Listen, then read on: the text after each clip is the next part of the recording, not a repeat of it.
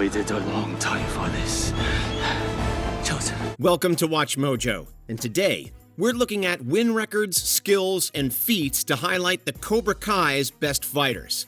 Although we loved Mr. Miyagi, we'll only focus on characters who appear outside of flashbacks. Since we'll be talking about where all the fighters stack up to each other by the end of Season 6, Part 1, beware of major spoilers ahead. This is where Miyagi-Do ends. Number 30. Brux. You, big boy. This character started out as a bulky and dim-witted tormentor who made life hell for people like Hawk. However, Brux turned into a big punching bag after his victims started learning the Cobra Kai karate style. The former villain got beaten to a pulp by both Miguel and Hawk. Although Brux seemed like he'd fade into the background after his last loss, he returned for a fraternity brawl in Season 6. When his allies needed help, he was able to charge into battle and take a few college-age dudes down by himself. We're still not sure how Brux would measure up against anyone who actually knows karate, but we still wouldn't mind having him back us up in a fight. Where's Brux?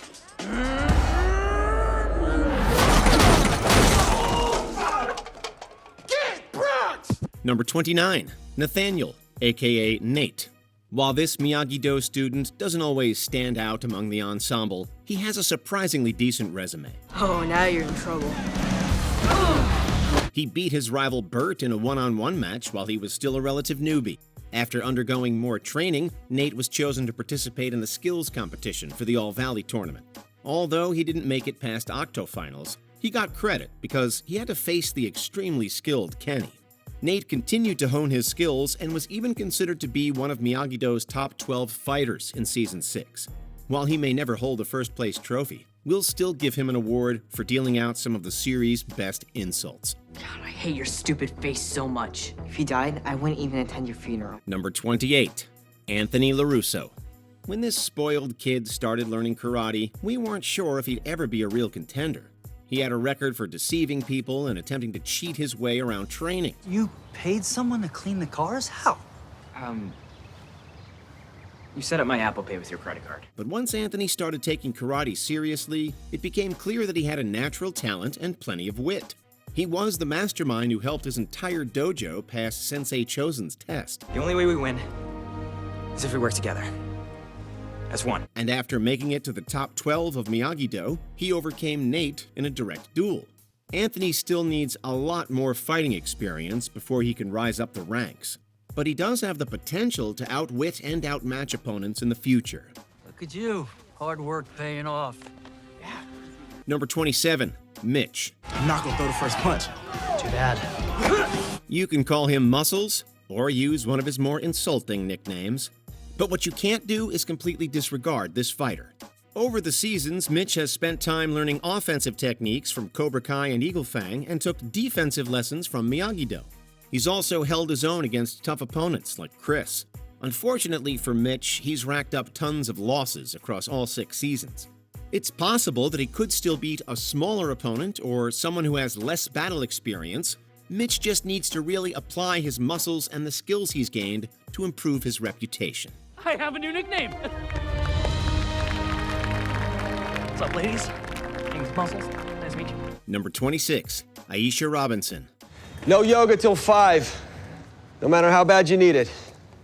I'm actually here for karate. At the beginning of Cobra Kai, Aisha was a reserved student who was constantly harassed by her peers. But she proved to be a formidable fighter when she joined Cobra Kai. After beating Miguel in a sparring match, she quietly rose up the ranks within the dojo. Girl's a natural cobra. She was even good enough to compete in the quarterfinals at her very first All-Valley karate tournament. Unfortunately, we don't get to see much of Aisha fighting outside the dojo after she lost to a former champ. And we're unsure if she's kept up with her training enough to take down Miyagi-Do/Eagle Fang students. But judging by the brutal beatdown she dealt out in the Season 2 finale, she's still got some fight left. Would you want some of this? Number 25. Sean Payne. Whoops. Hope you didn't lose anything important. One of the toughest guys in Robbie's juvenile detention center was unquestionably Sean. Once the tension between the two reached a boiling point, they threw down in a very vicious brawl. Sean impressively held his own during the entire bout with a trained Miyagi-Do fighter who was taken on martial arts champions. 3 seasons later, he was able to slip past his rival's defenses during a heated clash. Sean was also able to hold his own against Miguel and Robbie at the same time. If this elder Payne ever committed to a karate dojo, he would become one of the Valley's top contenders. Why don't you just leave me alone, man? That ain't ever gonna happen. You're always gonna be looking over your shoulder. Number 24, Piper Ellsworth. A talented gymnast became one of Cobra Kai's most promising new recruits. After Piper joined the dojo, she showed off her physical skills and ability to get into people's heads. She also proved she could effortlessly combine gymnastic moves with martial arts. You're just gonna dance around, you're gonna throw something. Why not both? Although we knew she could make Tori sweat, we never expected her to achieve so much in the climactic competition. Piper was able to land a blow on a vastly more experienced opponent who had almost never lost a serious fight before that point. You know, Robbie said Miyagi-Do is for defense only. Without your defense, you have nothing. Over the span of just a few episodes, she's already proved to be an innovative combatant who can go against a few of the show's fiercest fighters. Despite being absent from the mat for over a season, we still think she'd still be trouble for competitors. We should do that again sometime. Don't get your hopes up. Number 23, Bobby Brown, Jimmy, and Tommy. Decades after stepping away from Cobra Kai, this trio reunited with Johnny for a sad occasion. After Tommy discovered he didn't have long to live, he got the gang back together for one last hurrah. The quartet eventually ended up making some new enemies at a watering hole. Something I can help you with, boss? Yeah. We got next. That is the ugliest Make-A-Wish kid I've ever seen. We expected Johnny to do well. However, we were pleasantly surprised when the rest of the trio tapped into their old skills and managed to hold their own. Now, of course, it's unclear how any of them would fare against fighters who kept up with their training through adulthood, but we know for sure that they gave Tommy an excellent send-off by getting into one last brawl together. Still got some moves, man. Should stop by the dojo sometime. Number 22, Raymond, a.k.a. Stingray. Tread carefully, Greg. You're messing with Cobra. You get the fangs. Raymond, aka Stingray, initially seemed like a comic relief character who was obsessed with joining Cobra Kai. Although he's still the butt of many of the show's jokes, he's also a pretty decent fighter. Stingray was clever enough to outwit every other Cobra Kai during the famous Coyote Creek competition. You know the thing about stingrays is they lie in wait for the perfect opportunity to strike. He took on multiple Miyagi-Dos and crushed a quartet of Cobra Kais. Since most of his most impressive feats are against younger and nameless karate students, it's hard to tell if he could beat the show's serious fighters. But Stingray was able to survive a beating from the extremely dangerous Terry Silver, and he was able to easily defeat his angry neighbor with barely any effort. Stingray could become more than a joke one day. This is really gonna sting. So's this.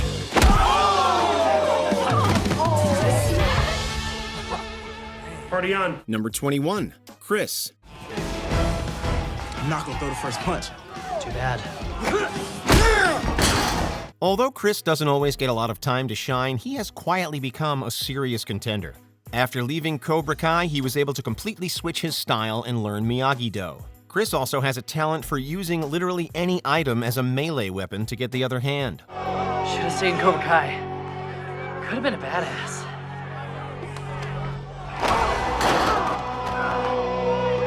Who's badass now? While he doesn't have a lot of major victories under his belt, he's able to keep up with a lot of serious threats. He once came extremely close to beating top Cobra Kai student Kyler during a competition. It's only a matter of time before Chris blows everyone away with his skill and strength alone. That's for my mom. Number 20, Kyler Park. You want another beatdown, Rhea? I'm ready for your lame-ass card this time. Kyler's fighting journey throughout Cobra Kai has been an absolute roller coaster. Although he used to be one of the biggest school tormentors, he severely pulled back after Miguel beat him. After Kyler enlisted in Cobra Kai, he became enough of a threat to seriously injure his old rival. Hell yeah! Hell yeah! Suckers never had a chance, baby! Get it! Come on, Rhea! While he had a long losing streak for a while, he bounced back enough to defeat students like Chris before immediately losing to Eli. The only consistent thing about Kyler is his overconfidence. But on the rare occasions when Kyler's properly motivated, he can fight at a champion level while easily dispatching chumps. Bitch, don't you know I know karate? Number 19, Devin Lee. We have a new member joining us today. This is Devin Lee, our new female champion. Few fighters have advanced as quickly as Devin has.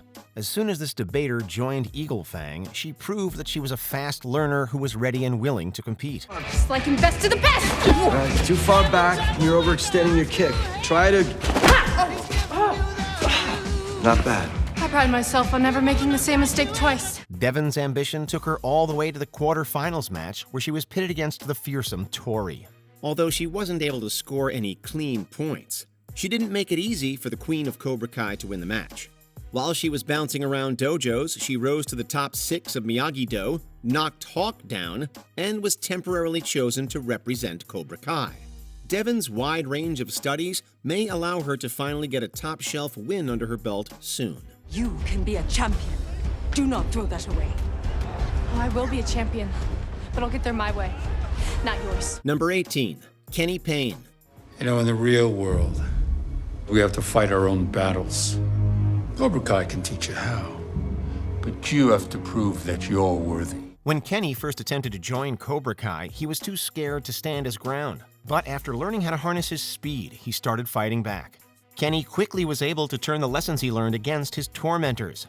He also became skilled enough to make it to the quarterfinals during his very first All-Valley tournament.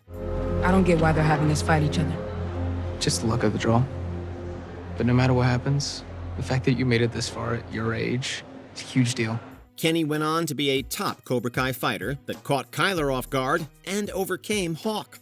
However, the young fighter still struggles to beat more experienced fighters without resorting to dirty tactics.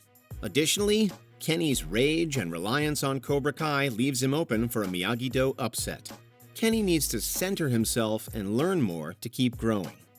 Number 17, Xander Stone. I love you, Xander! You're my boy! I just wanted to say, even though I love to fight, we all need to fight together against hatred. While Xander Stone's extremely sensitive and empathetic nature made him look like a pushover, he's a seriously good fighter.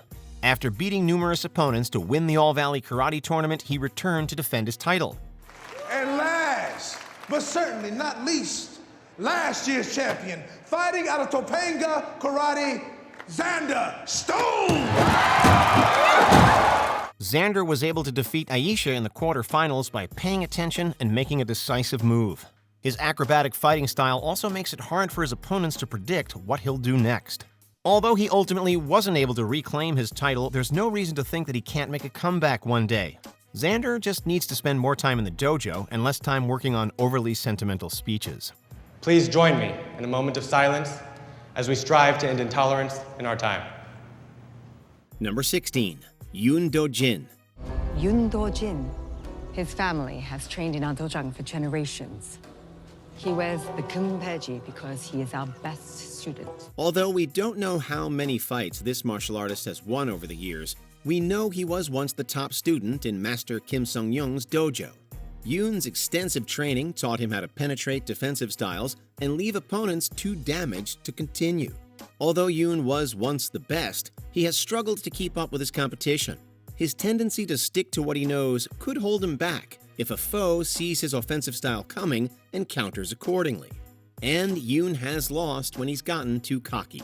This top student's history could lead to a future where he becomes a success or a disappointment to his dojo. Whatever you ask of Yoon, he will execute to perfection. Impressive. Number 15. Dimitri Alexopoulos. Robbie Keane is ahead 1-0 as he and Dimitri Alexopoulos battle it out for a trip to finals. Since Dimitri wasn't welcome at Cobra Kai, he asked Daniel LaRusso to teach him Miyagi-Do karate. Although he wasn't the best student in the dojo, he didn't give up on his training. Dimitri's hard work really paid off for the first time when he managed to defeat his much stronger friend in a one-on-one fight. No hard feelings.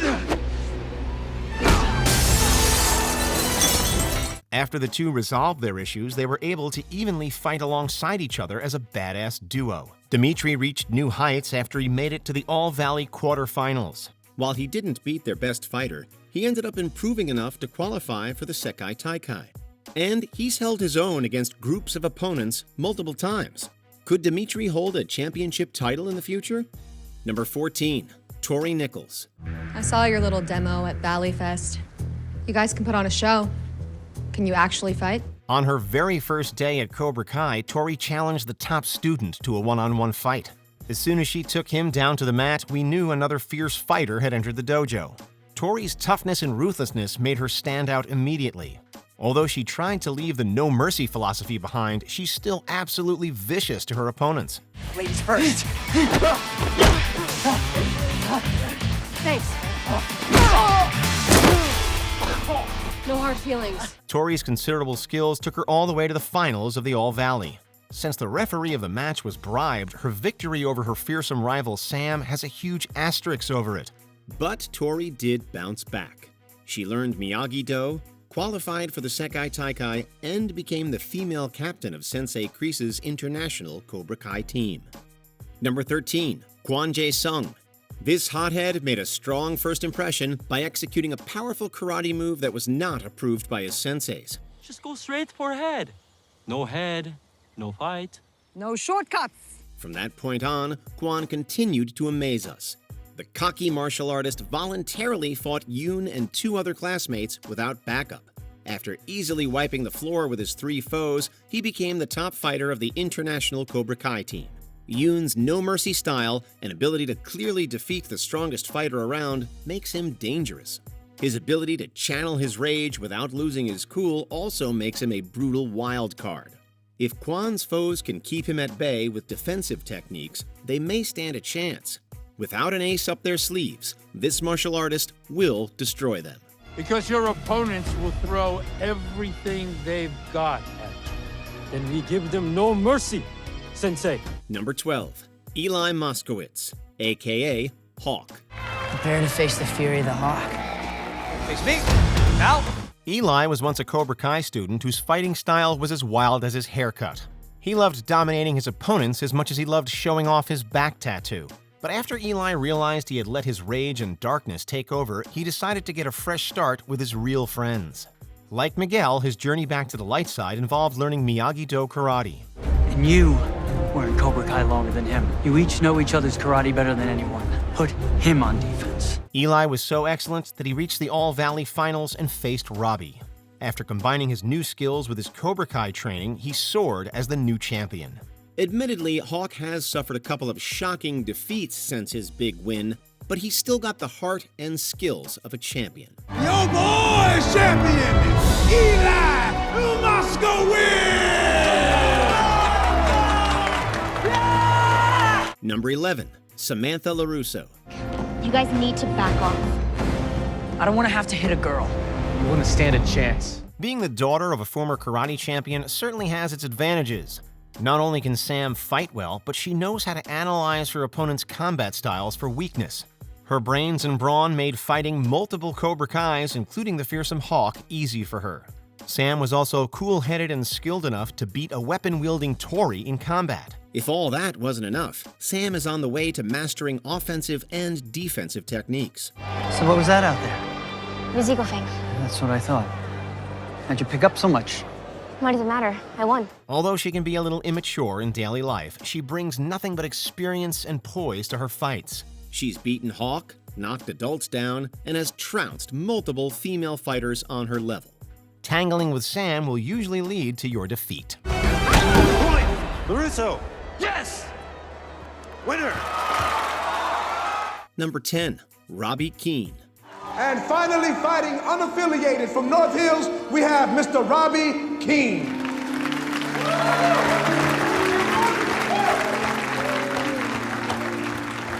Shortly after Robbie started learning Miyagi-Do style, he entered the All-Valley Karate Tournament. He was such a fast learner and natural talent that he was able to make it to the finals and nearly win. But Robbie's true power is his determination. Robbie, come here. I'm gonna tell him to end it. No, let me finish. He will absolutely not give up on a fight, no matter what the odds. Robbie has fought while outnumbered, taken on older opponents, and even went into a tournament match with an injured arm. There's practically nothing he can't achieve, if he's balanced. When Robbie lets his darkness and anger take over, it usually leads to disaster. But when he collects himself, he can pull off miraculous feats and reach heights he only dreamed of. Your male captain, Robbie King. Good job, Robbie. Number 9. Miguel Diaz. You can't cheat your way out of this one. Like that move? Learn it from your dad. If you were to go back in time and tell Miguel what he would accomplish as a Cobra Kai student, he probably wouldn't believe you. He went from a nerdy fighting enthusiast to a warrior who could easily fend off multiple large opponents at once. Miguel also defeated great fighters like former champion Xander and Miyagi-Do prodigy Robbie to win the All-Valley Karate title. Let me present the trophy to this year's new champion, Miguel Diaz, and the Cobra Kai dojo! Although Miguel got a serious upgrade when he started learning Miyagi-Do, his struggles to balance both sensei's teachings and back injury limited him. And even after overcoming physical obstacles, his mental struggles have caused him to fall short. But Miguel's lengthy winning record and ability to handle multiple assailants still puts him on top of the younger generation. Number 8. The 5 Cobra Kai senseis. You asked me to bring the best senseis my dojang had to offer. I have done so. It's hard to tell how each of these brutal martial artists stack up against each other, but the group's feats as a whole give us a good indication of their individual levels. When Chosen and Johnny came to investigate Cobra Kai's shady tactics, Hyun Woo was able to hold them off. Sensei Odell easily blocked or avoided most of Kenny and Kyler's blows when they were assigned to attack him. Min Jun's use of a sword also suggests that the 5 martial artists might also have weapons training. While none of them were able to surpass any of the show's adult heroes, these senseis can still keep the protagonists on their toes.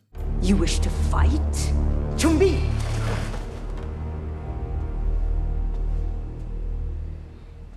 Too much advantage. Number 7. Kim Da-eun. What was that sound? Was that pain? Pain does not exist. Whenever this fighter appears in a Cobra Kai setting, it is clear that she holds a higher rank than 90% of the senseis in the room. This is likely due to the fact that she spent a lifetime training with an intimidating master. Kim Da-eun's brutal years of training turned her into a ruthless taskmaster that does not hold back against adults or students. She's also held off the strongest female fighters without breaking a sweat. Since Kim didn't spar with any adult foes during Season 5 or 6 Part 1, we're still curious to see how she compares to someone like Johnny. We're confident this merciless martial artist would teach any opponent the meaning of pain. I warned Silver you could not be trusted. Let this be my final lesson to you then, and a more painful one than the last. Number 6. Mike Barnes. His name's Mike Barnes, bad boy of karate. Doesn't look so bad to me. You want to go again, Chief? There's a reason they used to call him karate's bad boy. Although he stepped away from karate for decades, he kept up with a seasoned sensei during his first fight on the show. Barnes also proved to be a valuable asset in a climactic brawl. He easily took a Cobra Kai sensei down with a few moves. While Mike spent most of the fight unconscious due to a cheap shot, he later returned and easily destroyed 2 highly trained combatants. The first part of Season 6 showed us his current limits by having him get completely overwhelmed by Johnny. Despite the recent loss, Mike's strong performance overall makes us wonder what would happen if he took a break from business to hone his considerable skills. I mean, you've got some skills. I'm just built different. Number 5. John Kreese. This is really your last chance, Johnny. Are you in? Or yeah? After serving the USA in the Vietnam War, a battle-hardened John Kreese co-founded Cobra Kai. He promotes a brutal fighting philosophy that tells students to strike their opponents before they can retaliate. Kreese also has such a wicked temper that he nearly ended the lives of multiple people outside of the war. But his ideology and attitude aren't the only dangerous things about him. You forgot. I taught you everything you know. Despite being in his 70s, Kreese was still able to keep up with senseis like Johnny Lawrence and Daniel LaRusso. He also beat a group of prison inmates senseless while only taking a few hits. If you're reckless enough to underestimate Kreese in a fight, this old man won't be likely to show you mercy. From now on, you're gonna give me your jello. You got a problem with that? No. No what? No. Sensei. Number 4, Johnny Lawrence. Oh, that explains why he smells like shit. Nah, trust me, you guys are pissing off the wrong guy on the wrong day, all right? Decades after Johnny Lawrence lost his shot at a third consecutive All-Valley title, the Miyagi-Do sensei has proven that he's still a threat in the present. No cops, all right? We can work this out.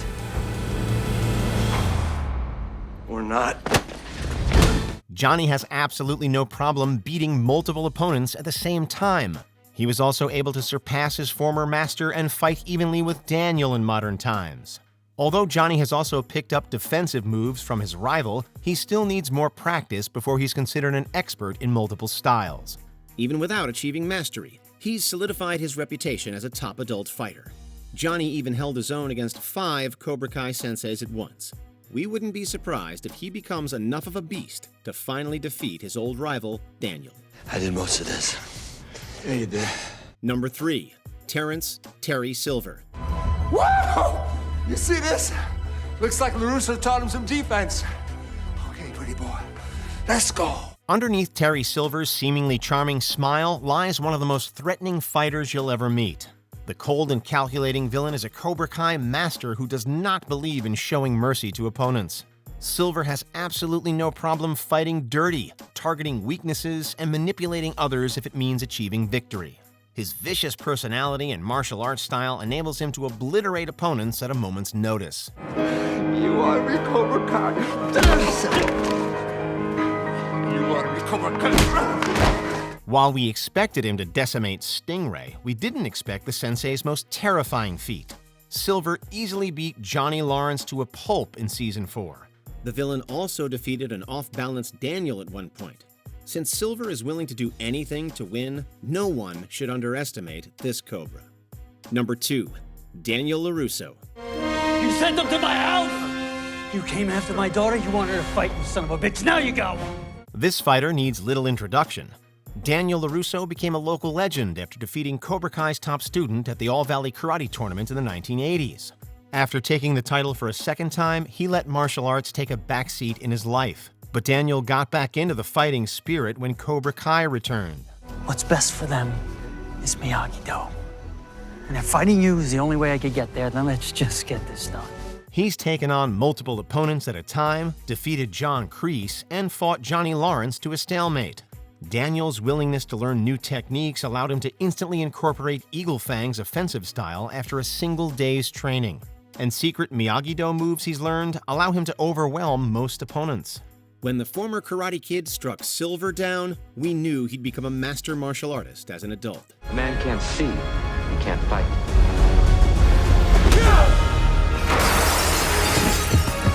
Before we continue, be sure to subscribe to our channel and ring the bell to get notified about our latest videos. You have the option to be notified for occasional videos or all of them. If you're on your phone, make sure you go into Settings and switch on your notifications. Number 1. Chozen Taguchi.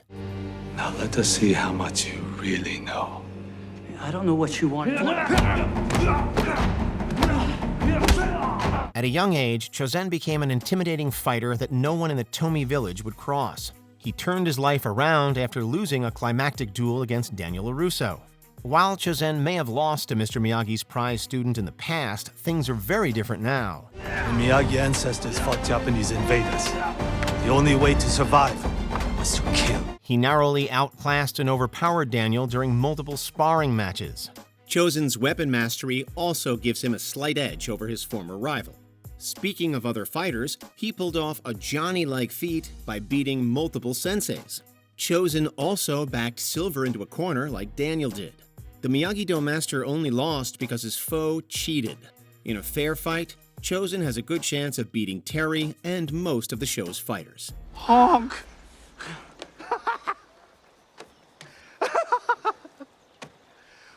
I'm glad you're having fun at my expense. Who's your favorite Cobra Kai fighter? Let us know in the comments below. You cross line, you will beg for mercy. Did you enjoy this video? Check out these other clips from WatchMojo, and be sure to subscribe and ring the bell to be notified about our latest videos.